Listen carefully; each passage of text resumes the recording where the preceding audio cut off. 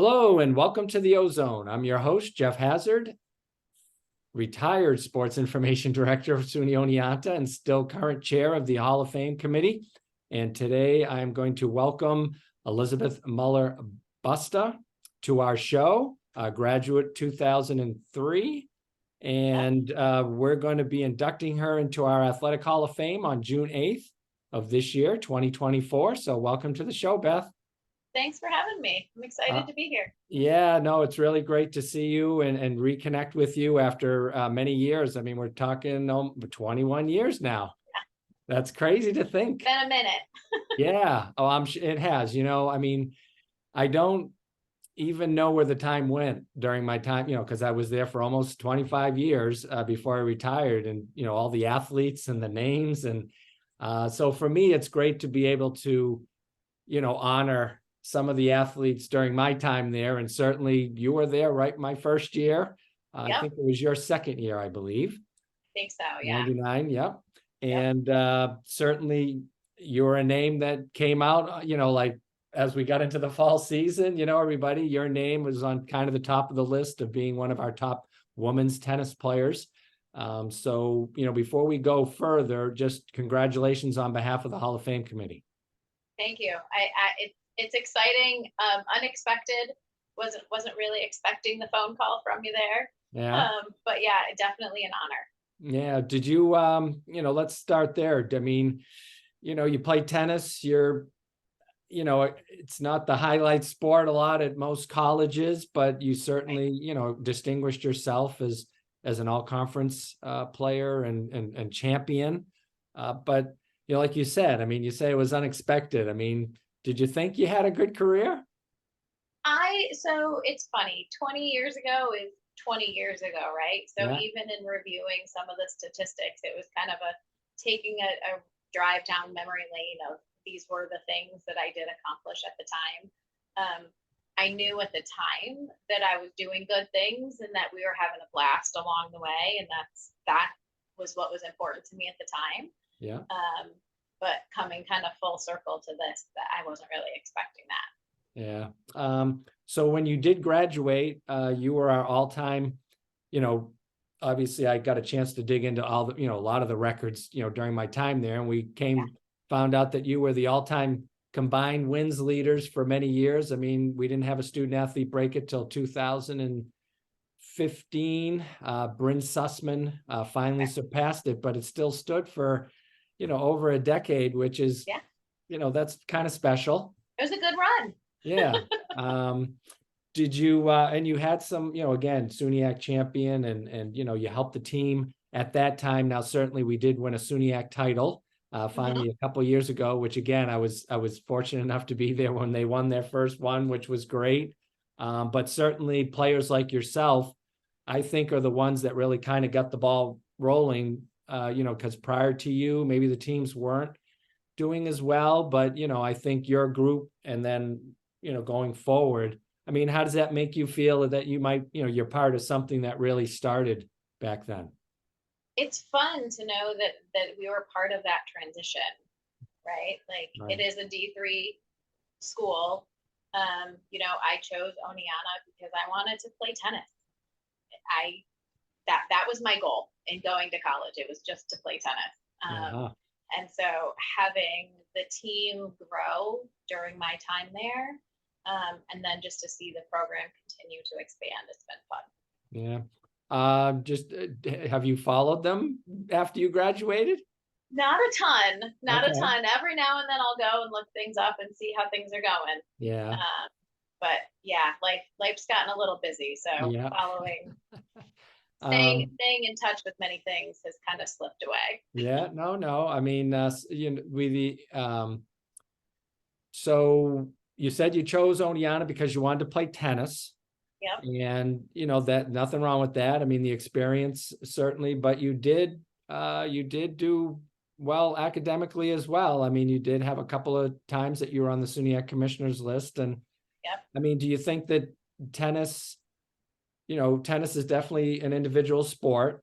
You know what I mean? We are helping the team, you got to score points, but I mean, do you think that kind of commitment to the tennis, do you think it carried over to your academics? It did. It was a big piece, right? Because to play, you have to do well in Right. school as well. So it kept my focus on school there.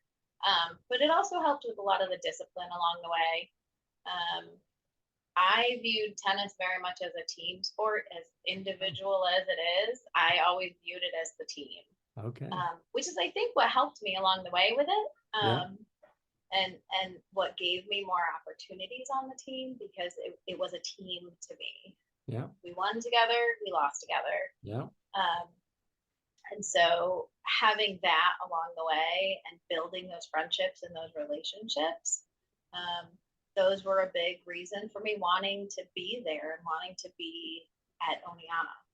Right. Now, I think you had what, two coaches? Ed O'Malley was maybe your final coach Mm-hmm. during your time. Yeah, Halstead.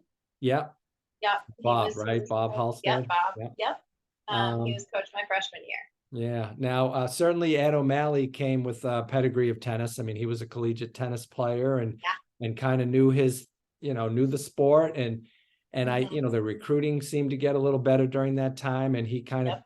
found some players to, I guess, mix in with you and some of the others that had been there previously. I mean, unfortunately, Ed is no longer with us or whatever. He was a great guy. I loved it. Him and I would go back and forth. He was a Yankees fan, and of course, he found Yes, out he that I was. grew up in Massachusetts, and I was a Boston fan. So every day, especially in the fall, he would come by at postseason time, and he'd have his big Yankees jersey on.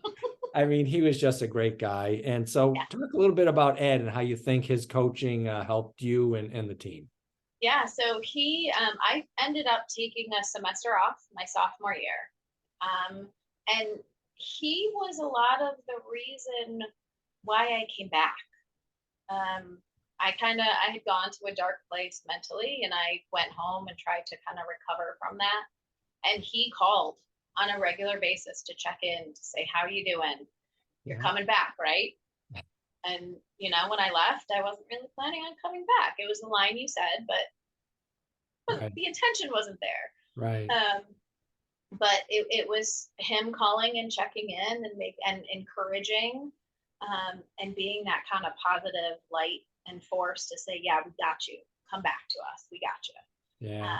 And so that support during my semester off, but then once I got back and knowing you have someone that you can fully trust and rely on in a place that isn't your home, it was huge.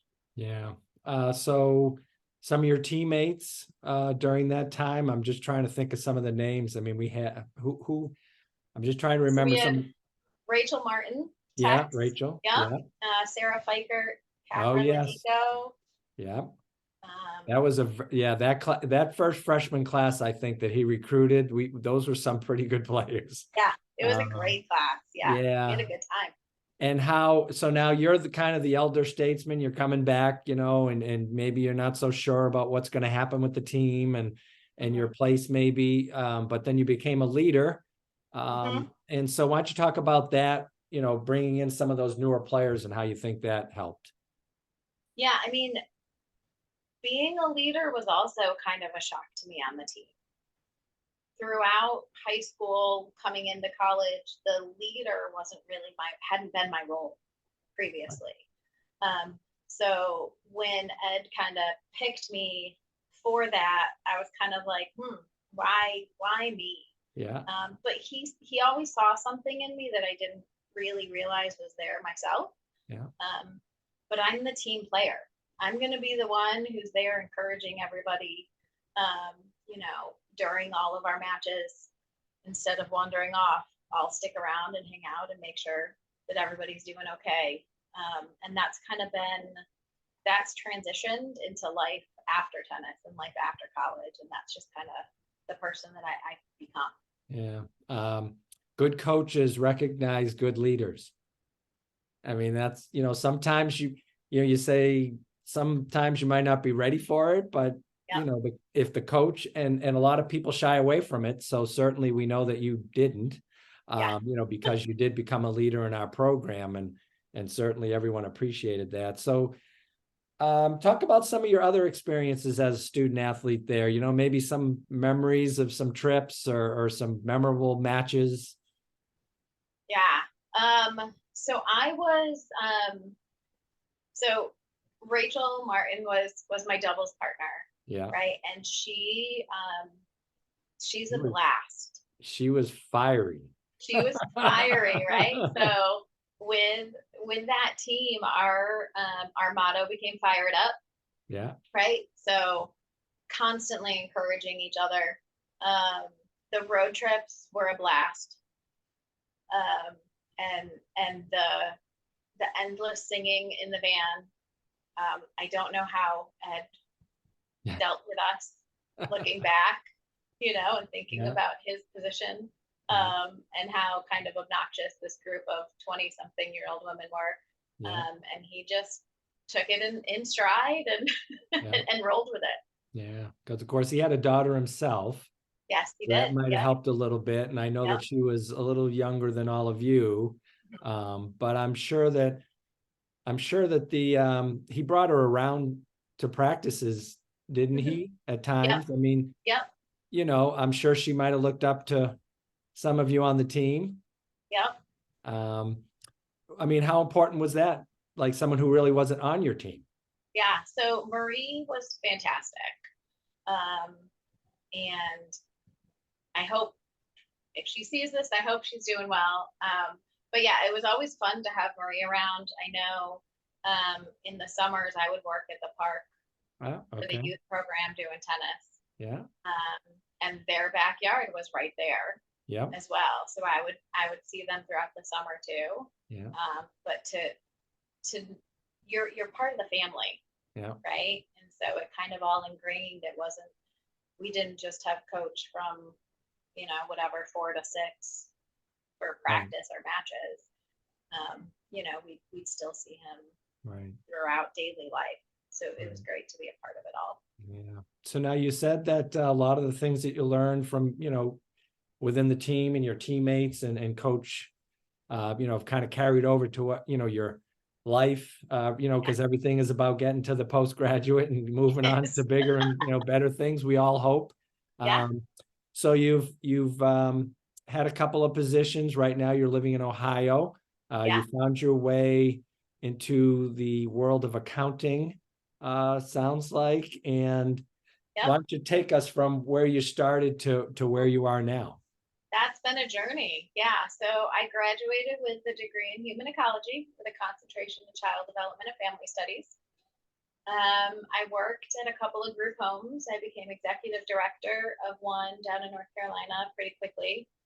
Um, and then I got burned out because that type of role, um, at 25, um, you know, it's a lot of responsibility not having kids of my own and trying to coach people through, oh, so and so woke up at 2 o'clock and has a stomach ache. Right. I I don't have kids. I don't know. Yeah. So it just kind of became a lot. So then I transitioned over. I worked as a recruiter for a little while. Then I went back to school for accounting. Um, Several jobs later landed at Duke Clinical Research Institute as a financial analyst. Had that for a while, until we transitioned. Now I'm at Nationwide Insurance in their procurement department, and I'm actually working in supplier enablement. So I'm onboarding suppliers and teaching them and training them how to submit invoices properly to Nationwide. So it's kind of a niche, Right. not really accounting anymore. It's just kind of that unique role, but I still get the personal interaction. I'm still training people, so I'm still using the customer service, the relationship piece Yeah. that came into play back then. So you're when I was reading your information, you helped develop some kind of a program or software or something that Yep. you're So we just using? transitioned to a new software Yeah. that would connect procurement to accounts payable. They were separate systems before. Now we have an end-to-end system. So I helped with the implementation of that program. to make sure that was successful. Yep. Yeah, good for you. See, again, I think it's just, a lot of times the journey of education in college is really getting to the end. It A is. lot of people don't, some people don't work in what they're, got their major in or whatever their Right. degree. But you're all so, you can find because you're smart and you have some desire and again, I think maybe the tennis and that individual aspect of, you know what I mean? Like, I guess the individuality of it, you also become, self-motivated, self-accountable. Yeah. You can kind of figure it out. That's what I've always, in my experience with individual sport athletes, I mean, our track and field athletes and cross country, you know what I mean? Like, they are trying to help the team, which, that's what they're doing, but they have to do their, they have to train and they have to do what they need to do in order to help the team. Yep. So was that always out there with Coach O'Malley? I mean, what kind of expectations did he have? So there was a transition when he came on as the coach. He set the bar a little higher for what he was expecting us to do and how to perform. And we gave him some grief about that at first until we kind of came around to it. But you wouldn't be 19 if you weren't giving someone grief. And again, he took it with stride. And I remember him pushing us to run laps at the end of practice one day, and we were like, "Well, run with us." And he did in good spirit. But yeah, he definitely pushed us and raised the bar. Right, and certainly, again, the success shows. Yeah. During that time period. Are there any other, things that you were involved with maybe on campus or campus life? I mean, what was that like for you? You said you chose to play tennis, but Yeah. I mean, the school itself, I mean, a lot of people say that when they come to campus, they just felt like it was home and it was, a nice place. I mean, certainly it's in a great location in upstate New York or central New York almost. So yeah, maybe talk a little bit about, just that whole overall campus experience as well. Yeah, so I did several campus tours before coming to Oneonta. And I grew up in a college town. So, college campuses weren't a foreign concept to me. Yeah. But Oneonta very much felt, it had a good feeling about it just coming into town. Right. And there were lots of things going on outside of sports that we could get involved in. I was on campus the first 2 years, and then as soon as we could move off and get an apartment, right? Right. It's definitely what we did, but it helped build those relationships and those friendships as you're sharing apartments and living spaces and trying to navigate what is the real world going to look like down the line. Yeah. But Oneonta was very much the comfort zone. I worked for a little while at the tennis club for Paul, and that was a great experience too. And just getting to know people in the community. Yeah. And I stayed in the summers, so I didn't go home over breaks very often, or if I did, it was that short time. Yeah. So I stayed in the summer. I got to know a lot of the locals, and it very much felt like home. Yeah. Paul Vandersamen, right? Exactly. Yep. An alum. He played for us back in the 60s. Yep. Yep. I think he was a two-sport athlete. I think he played soccer and tennis. Oh, really? Okay. Yeah. Okay. So, I didn't realize he played soccer. Yeah, I think he did for like a year or two or something. Maybe he was a goalie back then. Okay.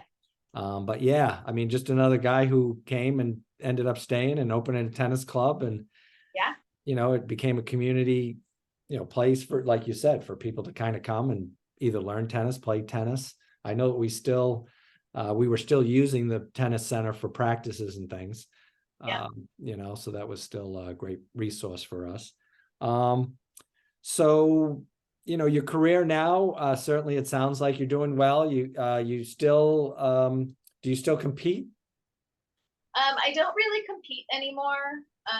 Tennis has been one of those things that's been like a little roller coaster, Yeah. on and off, throughout life, but I still play. So now I'm playing about 3 times a week, sometimes 4 times a week if I can squeeze it in. Yeah.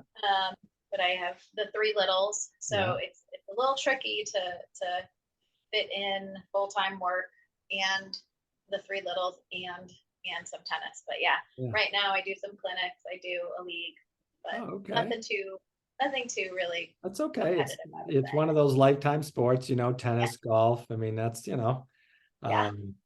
now, so you have 3 girls, Yep. and are they all into sports? What are they doing? So the oldest is starting to play tennis. Finally, she's come around to it. So she's been playing for a little while now.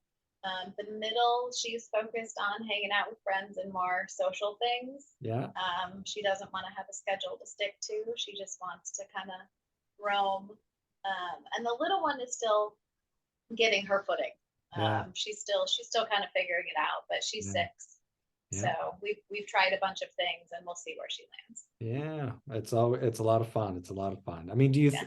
I mean, so, you know, your oldest daughter, so she's starting to play tennis, and obviously she knows you play tennis.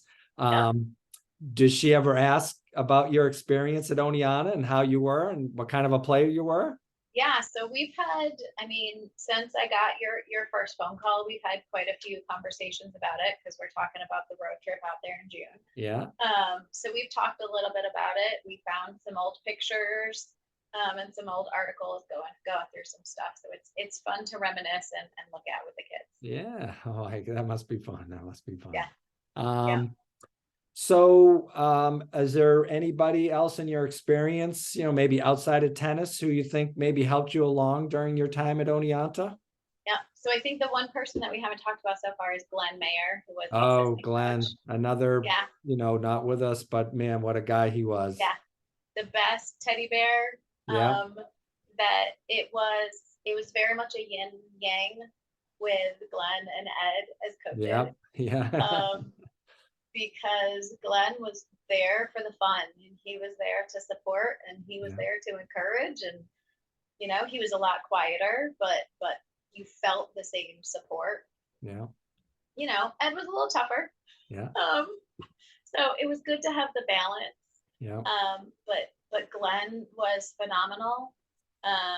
He wrote, I don't even know how many letters of recommendation for me, Yeah.